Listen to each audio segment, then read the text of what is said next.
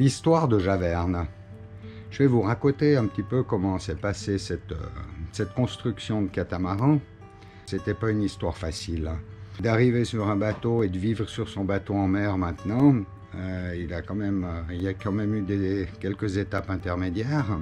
Du genre, on est une famille, on a 2 enfants, on avait une magnifique maison, j'avais une entreprise, les enfants ont grandi, et puis on a décidé, au bout d'un moment, de s'acheter un tout petit bateau sur le lac. Ça, c'était le point de départ. C'est un Klepper, un petit Klepper Condor, un petit bateau de 6 mètres 50, quelque chose comme ça, un peu dans les années 2000, début des années 2000. Oh, mais il y a un magnifique Fantasia à vendre, ouais, il serait plus grand, on pourrait aller plus loin avec, on pourrait faire des belles balades sur le lac, il y a plus de place, etc. Et puis, à 2, on décide d'acheter le Fantasia, Jeannot Fantasia, 27 pieds. Il passe quelques années, on fait notre tour du lac, 1 fois, 2 fois, 3 fois, on fait même le bol d'or avec, la fameuse régate qu'il y a sur le lac, 2 fois d'ailleurs. 1 fois c'était tempête, mais comme c'était un bateau prévu pour la mer, nous on a fini notre bol d'or sans aucun problème, alors que plein d'autres bateaux étaient en train de démater et autres, enfin voilà quoi.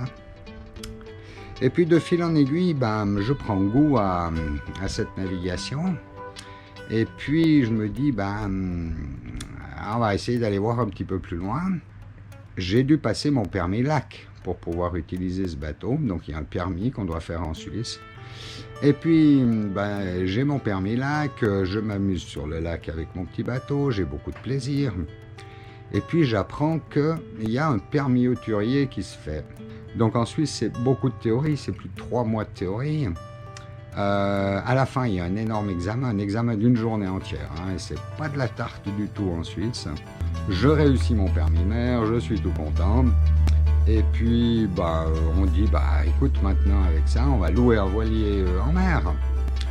Donc on se trouve une location en Croatie, je loue un bateau. Aussi, pour obtenir le permis mer en Suisse, on doit faire 1000 milles en mer. Et ça se passe en général dans la région de Saint-Malo. Donc vraiment les courants, les marées, la totale, hein. Là c'est vraiment l'idéal pour apprendre à naviguer. C'est une très bonne école.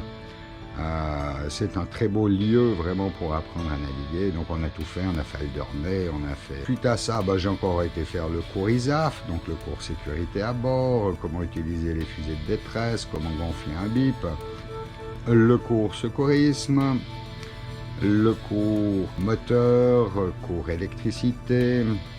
Et puis tout ça donne de l'expérience supplémentaire, on reloue un bateau, ça va un petit peu mieux. Et du coup, Corinne se prend au jeu, elle dit, écoute, moi j'aimerais quand même savoir de quoi on cause au cas où il arrive quelque chose. Elle dit, moi je fais aussi mon permis mer.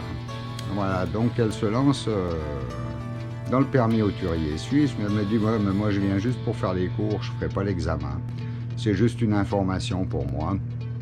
Elle arrive au bout des cours, puis elle dit, avec tout le travail que j'ai fait, je fais l'examen aussi. Et elle réussit aussi son examen, donc on est 2 permis hauturiers sur le bateau maintenant. Suite à ça, on continue de louer des bateaux. Et puis, un ami décide de louer un kata. Il dit, vous voulez venir avec nous? Oui, pourquoi pas. On vient avec lui, on passe 1 semaine sur un kata. Et là, Corinne, c'est sa révélation. Elle m'a dit, écoute, si tu veux me faire aller sur un bateau, ça sera un kata. Autrement, tu oublies tout de suite. Le mono, descendre à la cave, en haut, en bas, ça ne m'intéresse pas du tout. Le machin qui bouge dans tous les sens et puis qui est tout agité et puis qu'il faut tout attacher, ça ne m'intéresse pas. Donc, on loue différents katas, différentes marques. Et puis là, déjà, arrive l'idée de dire, effectivement, on va s'acheter un bateau, on va partir en mer. Mais qu'est-ce qu'on va s'acheter, qu'est-ce qu'on va trouver, quel va être notre budget. Et puis là, bien entendu, il y a des sacrés calculs qui doivent se faire. Donc nous louons des catamarans, on loue différentes marques.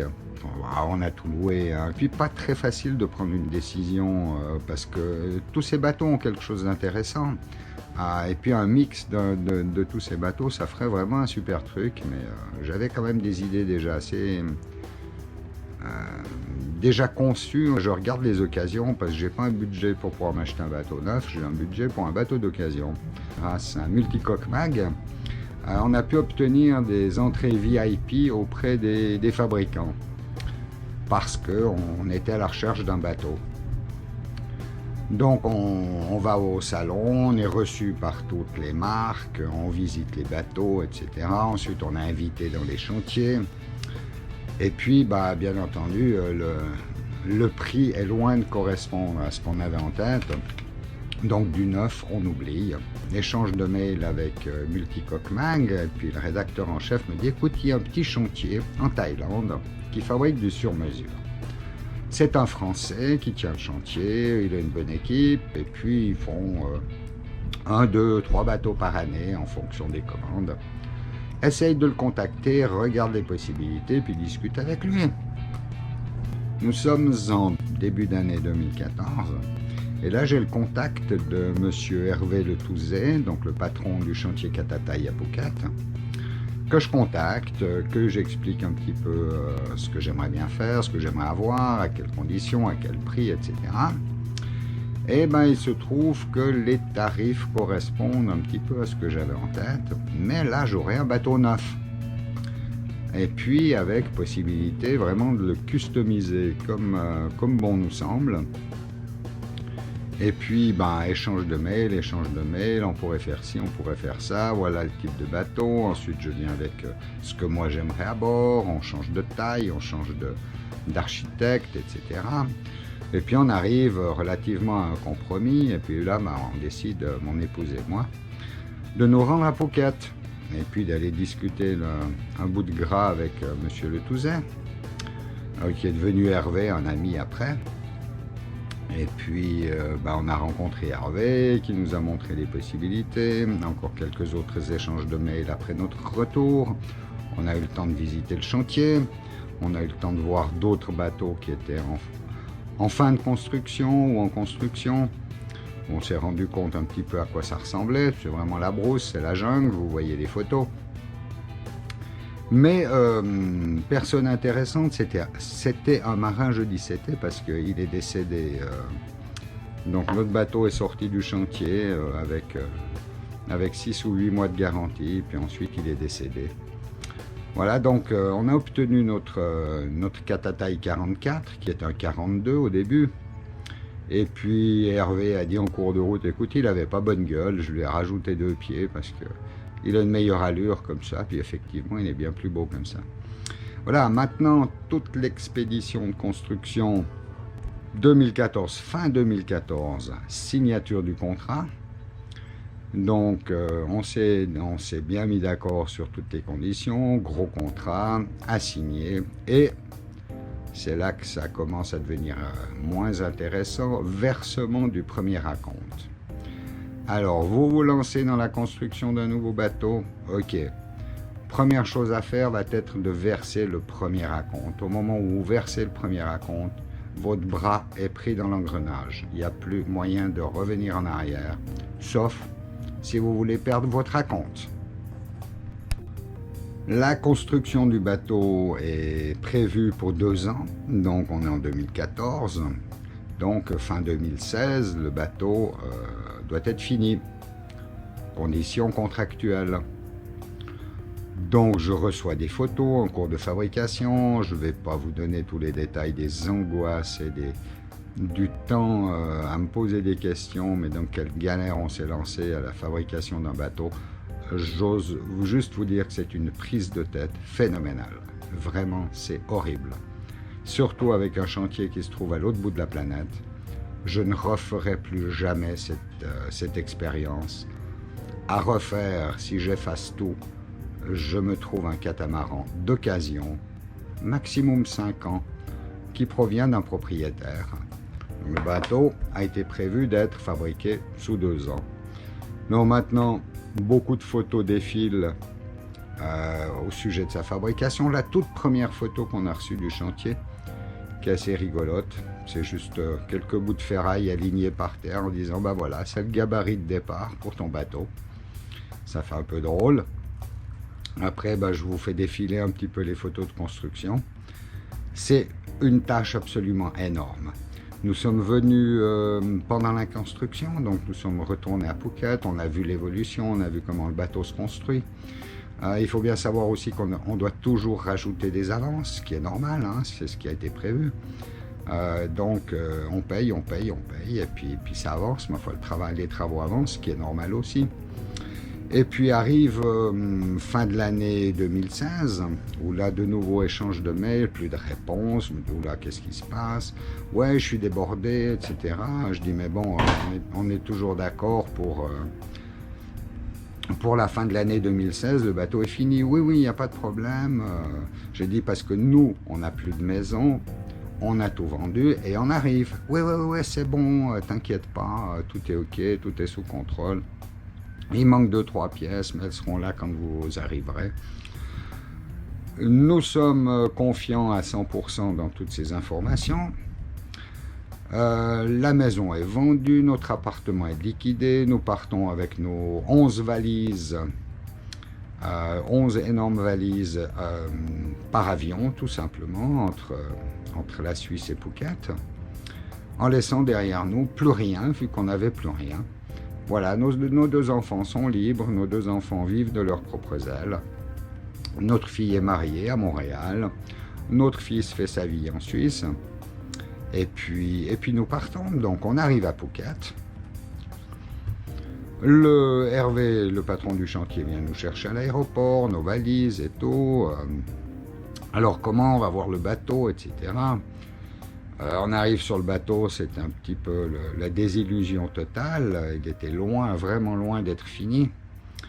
Et puis Hervé dit non mais c'est rien, dans 2 mois vous avez le bateau, il nous manque encore 2-3 petits trucs. Bon, janvier, février, il faut qu'on s'organise, ok, il faut qu'on se trouve une location, quelque chose. On se trouve quelque chose, je fais les allers-retours au chantier tous les jours pour voir l'avancement. Et puis effectivement, il y a énormément de choses encore à faire. Je ne me rendais pas très bien compte à l'époque, ne connaissant pas suffisamment la fabrication de bateaux. Effectivement, il y avait encore énormément de travaux à faire. Donc ça avance, janvier, février on oublie, mars, avril on oublie. Je dis attends, au mois de juin il y a la famille qui arrive, donc est-ce qu'au mois de juin le bateau est prêt? On aimerait quand même être en mer. Ouais, c'est bon, il n'y a pas de problème, juin c'est tout ok. Ouais, tu peux les faire venir. Bref, la famille débarque au mois de juin, bateau toujours pas fini. Ok, on va visiter la Thaïlande, ma foi, d'une autre façon. Juillet, août passe, le bateau avance, mais à un rythme qui est loin d'être intéressant. Pourquoi? Il manque ci, il manque ça, il y a des retards ici. Mon mât, semble-t-il, fait le tour de la Terre sans avoir été déchargé à Phuket. Et il a fini en Afrique du Sud et retourné en France pour revenir à Phuket un peu plus tard. Alors ça, c'était le truc le plus long. Je vous passe les détails. Le 16 novembre 2017, Javerne est mis à l'eau. Voilà, donc 11 mois de retard sur la fabrication. 11 mois que nous avons passé dans un pseudo-hôtel location à attendre. Parce que bien entendu, on obtenait l'information un mois après l'autre. Moi, j'étais tous les jours sur le chantier. On s'est bien pris la tête avec Hervé, qui avait un tempérament malouin, donc bien trempé. Et moi, je suis d'un calme énorme. Donc, il pouvait sauter en l'air. Je lui dis, écoute, comme tu te seras calmé, je reviens. Et puis il sautait encore en l'air de plus. Mais bon, c'était son caractère. C'était vraiment quelqu'un de très professionnel. Moi, je dirais que c'était un artiste dans la fabrication des bateaux. Il pouvait passer un temps fou pour certains détails qui ne nécessitaient absolument pas autant de temps, mais il avait vraiment l'envie que ces détails se fassent très très bien. Et le résultat du bateau le prouve, il est absolument magnifique. Magnifiquement marin, fonctionnant très bien et structurellement très très bien fait. Quelques détails malheureusement au niveau électricité, plomberie. Là j'ai dû refaire passablement de petites choses derrière, mais alors tout le reste, le bateau est vraiment génial.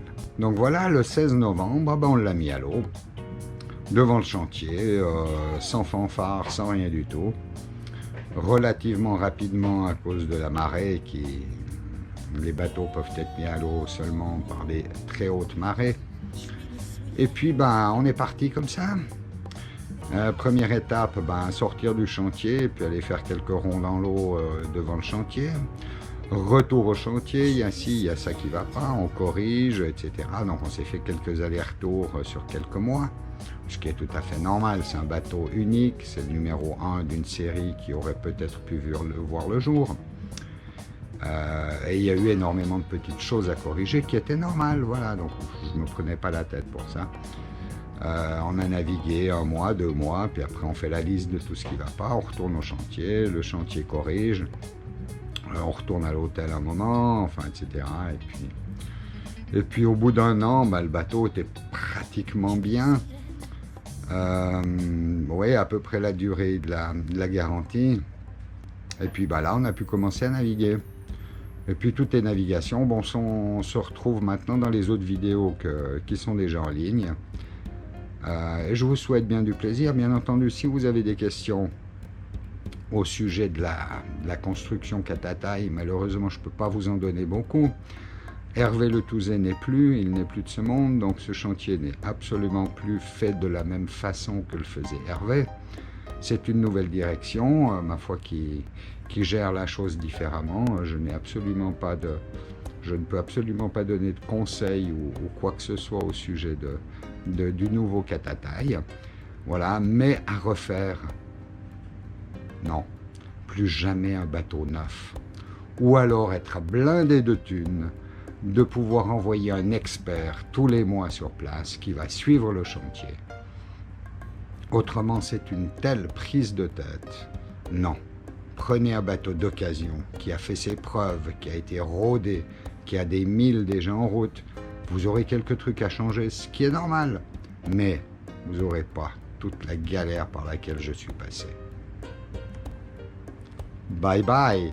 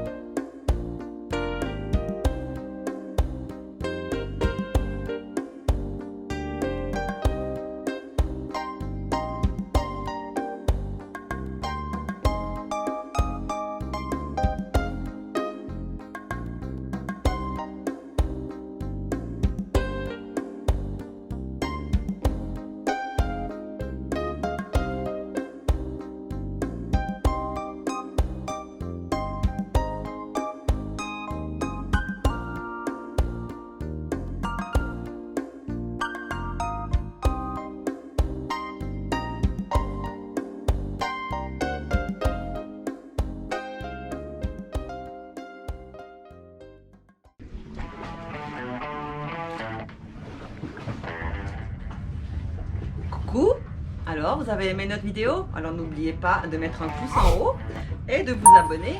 Et si vous voulez être tenu informé des futures vidéos qui sortiront, vous activez la petite cloche qui se trouve ici, là, ou là, ou là. Vous verrez. Bisous!